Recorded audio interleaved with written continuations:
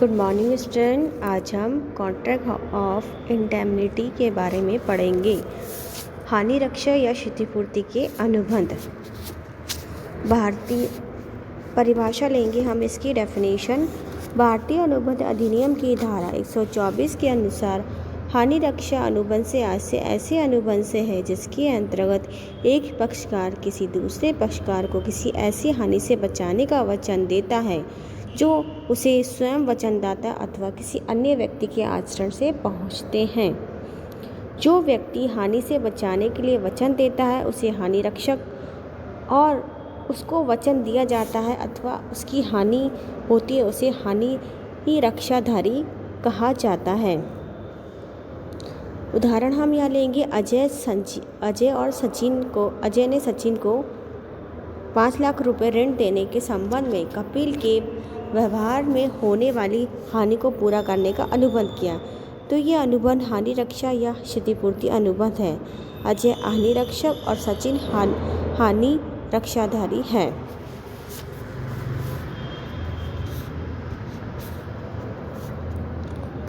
Next इसका उदाहरण लेंगे। राखी अजय को एक मारुति कार बेचने का वचन देती है। काजोल राखी से कहती है यदि मारुति कार अनुबंधित मूल्य पर उसे बेच दी जाए तो अजय द्वारा वाद प्रस्तुत करने पर दी जाने वाली क्षतिपूर्ति वह स्वयं अर्थात काजोल करेगी। ये काजोल व रक्षा के बीच हानि रक्षा अनुबंध है।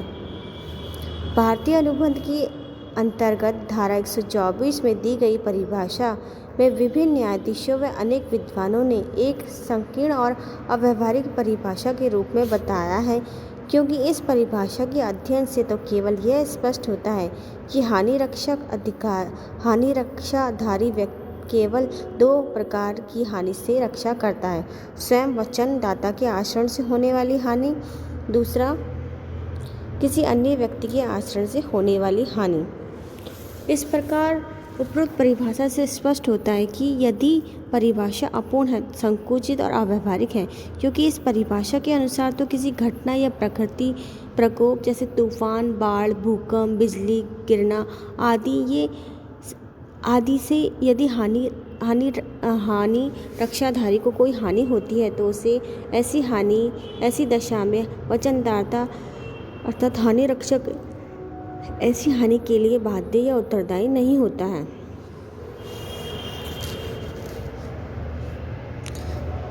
इस परिभाषा ज्यों का त्यों स्वीकार कर लिया। बीमा अनुबंध को हानि रक्षा अनुबंध के अंतर्गत सम्मिलित नहीं किया जा सकता। अतः भारतीय न्यायाधीशों ने भी दिए गए निर्णयों में धारा 124 के अंतर्गत दी गई परिभाषा में संकुचित माना है।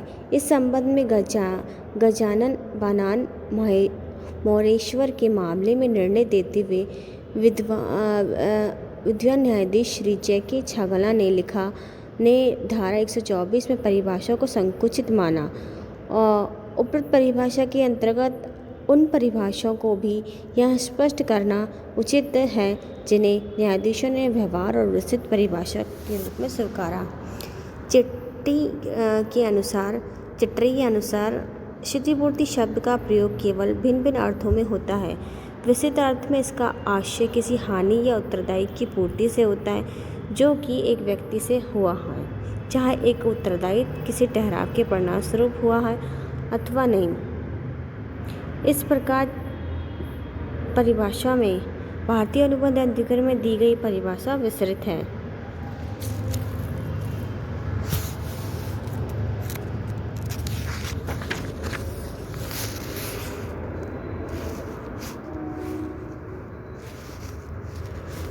हम इसके एलिमेंट्स ऑफ पढ़ रहे हैं। हानि रक्षा अनुबंध के तत्व क्या क्या हैं। पहला इसका पॉइंट है 2 पक्षकार। सामान्य अनुबंध की भांति हानि रक्षा अनुबंध में भी 2 पक्षकार होते हैं जिसे वह प्रस्ताव करता है अर्थात हानि रक्षा, और जो प्रस्ताव स्वीकार करने वाला होता है उसे हानि रक्षाधारी कहते हैं। दूसरा है वैध ठहराव होना। हानि रक्षा अनुबंध की उत्पत्ति के लिए वैध ठहराव का होना आवश्यक है, अर्थात इसे एक पक्षकार हानि रक्षा की वैध प्रस्ताव करता है और दूसरा पक्षकार ऐसे प्रस्ताव की वैध स्वीकृति देता है, तभी इसे वैध ठहराव की उत्पत्ति होती है। तीसरा पॉइंट है स्पष्ट और गर्भित। हानि रक्षा का अनुबंध स्पष्ट और गर्भित होता है। इस प्रकार स्पष्ट अनुबंध लिखित और मौखिक हो सकते हैं, जबकि गर्भित अनुबंध का सामान्य पक्षकारों के आचरण और व्यवहार अर्थात मामलों की परिस्थितियों से पता चल जाता है। चौथा पॉइंट है क्षतिपूर्ति वचन। हानि रक्षा अनुबंध के अंतर्गत एक पक्षकार अर्थात हानि रक्षक दूसरे पक्षकार अथवा हानि रक्षाधारी को ऐसी हानि से है जो उसे स्वयं के आचरण से या किसी अन्य पक्षकार के कारण से होने वाली हानि से बचाने का क्षतिपूर्ति का वचन देता है। इस अनुबंध का मुख्य विषय वस्तु क्षतिपूर्ति वचन ही होता है। नेक्स्ट पॉइंट है वैध अनुबंध के लक्षण।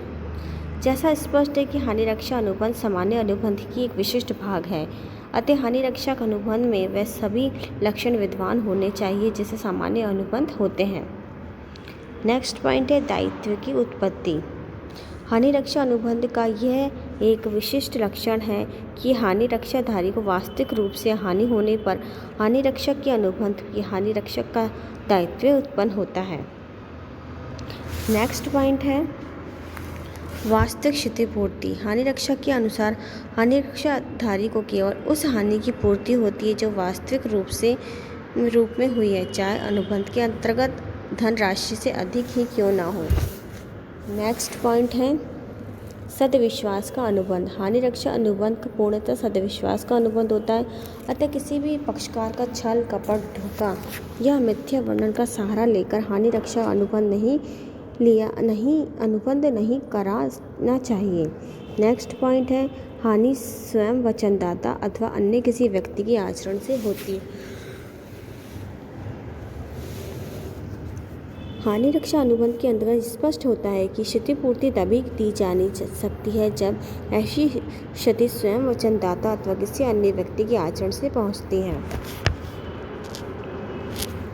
नेक्स्ट एंड लास्ट पॉइंट है हानि रक्षाधारी के आचरण से नहीं। हानि रक्षा अनुबंध के अंतर्गत यदि हानि रक्षा अधिकारी स्वयं के कारण या आचरण से हुई हो तो ऐसी दशा में हानि रक्षाधारी ऐसी हानि की पूर्ति हानि रक्षक से कराने का अधिकार नहीं होगा। आज के लिए इतना ही। धन्यवाद बच्चों।